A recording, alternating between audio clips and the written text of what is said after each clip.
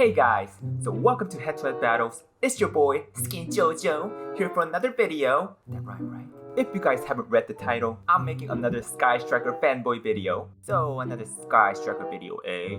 Jojo, what gives? Your last video was about your Sky Striker deck profile, running out of contents already. Who is the best waifu? Well, not yet. I'm not running out of content yet, but I just want to lay out my thoughts and feelings towards the best waifu. Cut that out. But really, I really like Sky Striker more than I thought I ever would. This deck is so awesome and it's really cemented itself into the Yu-Gi-Oh community for better or for worse. Mostly, I'm making the video in contrast to Susu's amazing how to play Thunder Dragon, which we will link down below. So, here's some info, tips, tricks, and my general opinion on Sky Striker for today's video.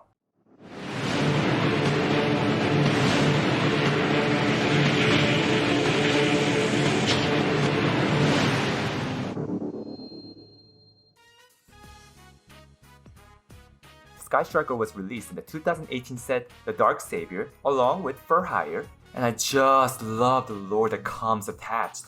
In order to fight against a powerful enemy nation, a new type of weapon, Sky Striker Mecha, was developed using advanced military tech. The sword, Sky Striker, the ignition device for these weapons, was entrusted to the girl, Raye. To protect the people of her homeland, she flies solo into the heart of the enemy forces. Man, I should just do a voice acting. All this time, I didn't realize the Raye was actually the best girl, but my waifu will always be Kagari.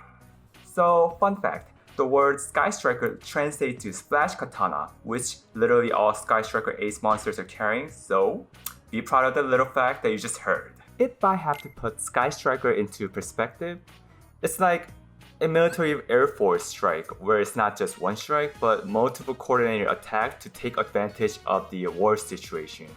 But if I have to let my anime take over, it's like Madoka and Yozo Senki. That fits the bill. Yep, nothing wrong here.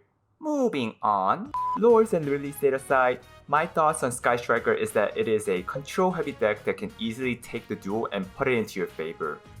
It also has many ways to out any threats on the board, and like many archetypes, there are many reasons to why Sky Striker are so strong. They have been consistently in top place in tournament, even with the multiple ban lists. Mostly YCS 2019 London. Who saw that coming? What it seems to lack in power is easily substituted by its sheer utility. Its main force relies on having spells in the graveyard in order to strengthen the extra deck monsters. Best Girl Raye is also a great floater that can help you get out of sticky situation. And guys, honestly this deck just brings me to joy, I have to be honest. But anywho, this is a part of How to Learn series, so let's go into the next part, which is a helpful guideline in order to start learning how to play Sky Striker, for the littlest thing I know. As to start this off, please be aware of the disclaimer as I am not a Sky Striker Master Pro player and all the tips and tricks I'm about to lay out is easily accessible via Google search. But let me save you the trouble. Check out the links below on what really helped me understand Sky Striker a little bit better. Tip number 1. Area 0 and multi-role activation trick with Raye. So what basically happens is because there is a wording also in Area 0 and multi-role, you can activate Area 0 or multi-role first, then target Raye. So and Raye will also activate her quick effect in order to link up, sending Raye into the graveyard. So what happens here is Area 0 and multi-role does not have a cost, but only need to see the Raye is in fact in the graveyard. So it will activate Area 0's 3 excavate effect and multi-role's non-interruption with other Sky Striker spell card effect. Tip number 2. Utilizing multi-role effect to the fullest.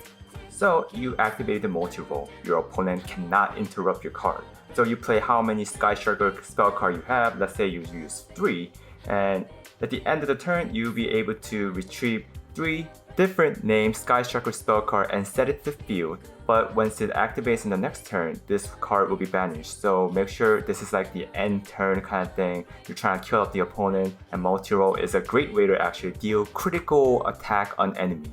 Tip number 3. Raye's graveyard effect allows her to float back into the field once the Sky Striker Ace Link monster is destroyed, so make sure to always bring her back Then you could actually use the quick effect on Raye to tag out into another Sky Striker Ace Link monster in order to defend yourself or extend more plays.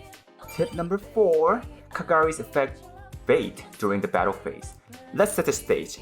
Kagari is summoned, but your opponent uses Effect Veiler or Ash Blossom.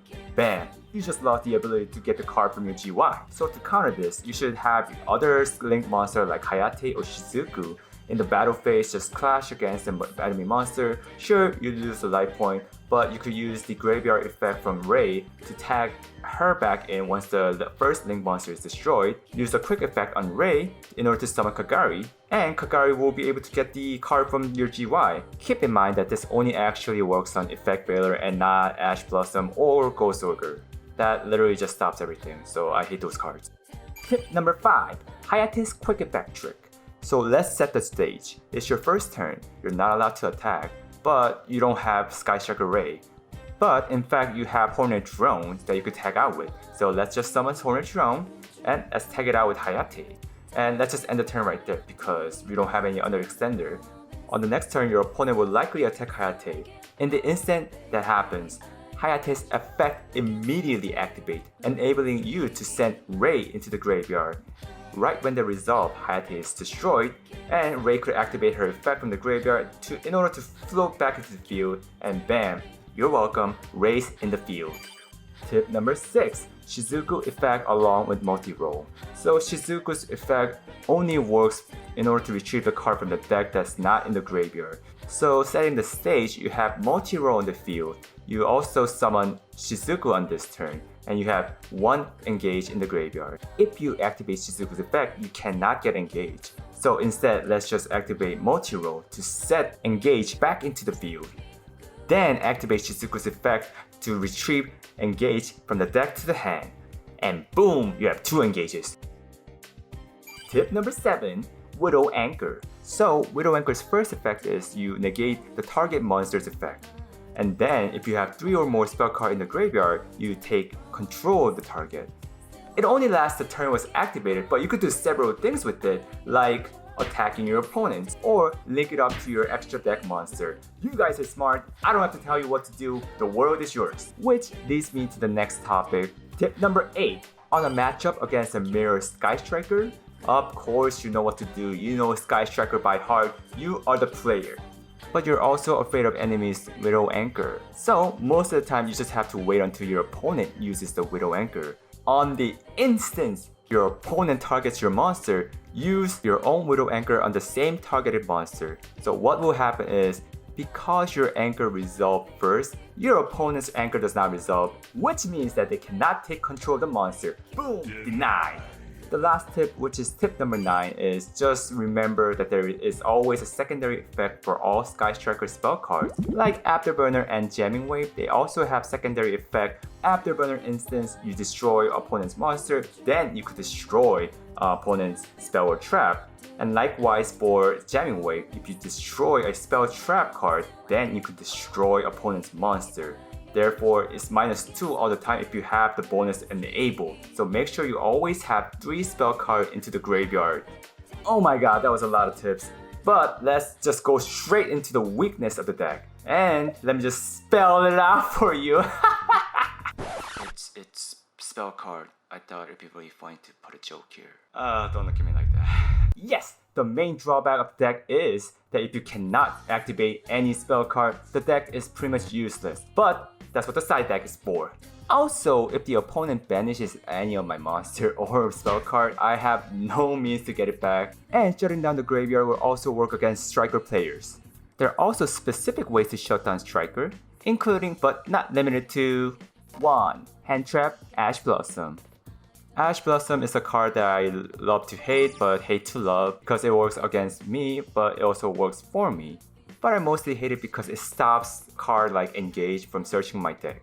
So you really have to bait out the opponent's hand traps. Number 2. Stopping Raye from activating her quick effect on the field or graveyard recursion effect would literally put the deck from ever linking back into Striker Aces. Weakness number 3, all Ace monsters have base attack of 1500, so have a whale at it kids. Pick on the weak, poor girl after negating Ace's effect. Weakness number 4, if I ever see a Dark Magician deck, I'm out of there. Why? Because of this card. What is that card? Secret Village of Spellcaster. Why? Read it. Bye. Weakness number 5, please do not bring Anti-Sepll fragrance to my duel. It hurts my soul. Thank you. To wrap up the video, this is the handful of what I could think of as a weakness or helpful tips, so please let me know if there's any more that I could learn in the comments down below. And also, if you like this content and want me to continue making videos like this, please make sure to comment, subscribe, and share the video in the social media, and don't forget to smash that notification button to be notified for all our new contents.